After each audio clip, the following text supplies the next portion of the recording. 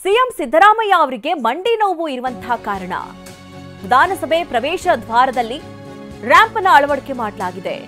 ಈಗಾಗಲೇ ಹಲವು ದಿನಗಳಿಂದ ಮಂಡಿ ನೋವನ್ನ ಅನುಭವಿಸ್ತಾ ಇದ್ದಾರೆ ಸಿಎಂ. ವೀಲ್ ಚೇರ್ ಮೂಲಕವಾಗಿ ಹೋಗೋದಕ್ಕೆ 3 ಕಡೆಗಳಲ್ಲಿ ರ್ಯಾಂಪ್ ಅನ್ನ ಅಳವಡಿಕೆ ಮಾಡಲಾಗಿದೆ. ವಿಧಾನಸೌಧದ ಲಾಂಚ್, ಆಡಳಿತ ಪಕ್ಷದ ಮೊಗಸಾಲೆ, ವಿಧಾನಸಭೆ ಪ್ರವೇಶ ದ್ವಾರ ಹೀಗೆ 3 ಕಡೆಗಳಲ್ಲಿ ರ್ಯಾಂಪ್ ವ್ಯವಸ್ಥೆಯನ್ನ ಮಾಡಲಾಗಿದೆ. ಇನ್ನು ರಾಜ್ಯಪಾಲರ ಸ್ವಾಗತಕ್ಕೆ ಸಿಎಂ ಸಿದ್ದರಾಮಯ್ಯ ಅವರು ಆಗಮಿಸಲಿದ್ದಾರೆ.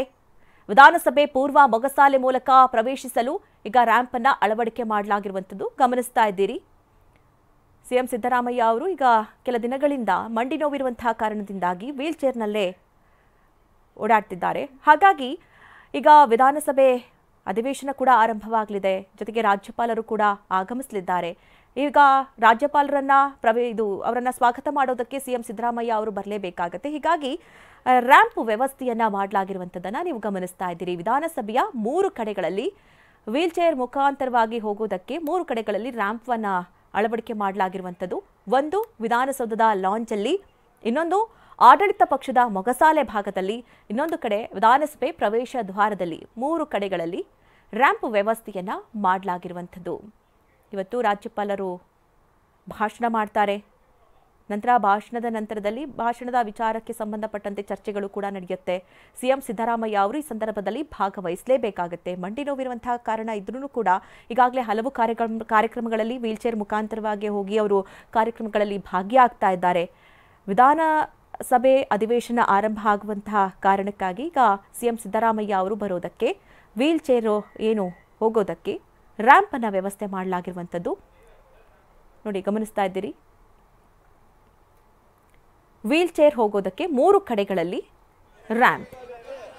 ಇನ್ನೊಂದು ಕಡೆ ಬಿಜೆಪಿಯಿಂದ ಪ್ರತಿಭಟನೆ ಆಗ್ತಾ ಇದೆ. ವಿಪಕ್ಷ ನಾಯಕ ಆರ್ ಅಶೋಕ್ ಅವರ ನೇತೃತ್ವದಲ್ಲಿ ಬಿಜೆಪಿ ಪ್ರತಿಭಟನೆಗೆ ಇಳಿದಿರುವಂತಹ ದೃಶ್ಯಗಳನ್ನ ಕೂಡ ಗಮನಿಸ್ತಾ ಇದ್ದೀರಿ.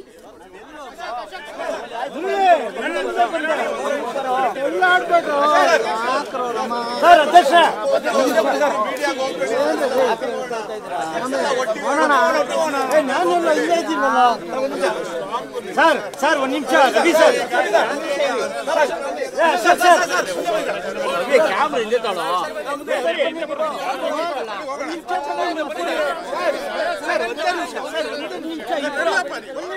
ನೋಡ್ತಾ ಇದ್ದೀವಿ. ಈಗಾಗಲೇ ಬಿಜೆಪಿ ಕೂಡ ಪ್ರತಿಭಟನೆಗಿಳಿದಿದೆ. ರಾಜ್ಯಪಾಲರನ್ನ ಅವರಿಗೆ ಗೌರವ ತೋರಿಸ್ತಾ ಇಲ್ಲ ಅನ್ನುವಂತಹ ವಿಚಾರದಲ್ಲಿ ಈಗಾಗಿ ಬಿಜೆಪಿ ಕೆರಳಿ ಕೆಂಡವಾಗಿದೆ. ಈ ವಿಚಾರಕ್ಕೆ ಸಂಬಂಧಪಟ್ಟಂತೆ ಪ್ರತಿಭಟನೆ ಮಾಡುವುದಾಗಿಯೂ ಕೂಡ ಈಗ ಬಿಜೆಪಿ ಹೇಳಿತ್ತು.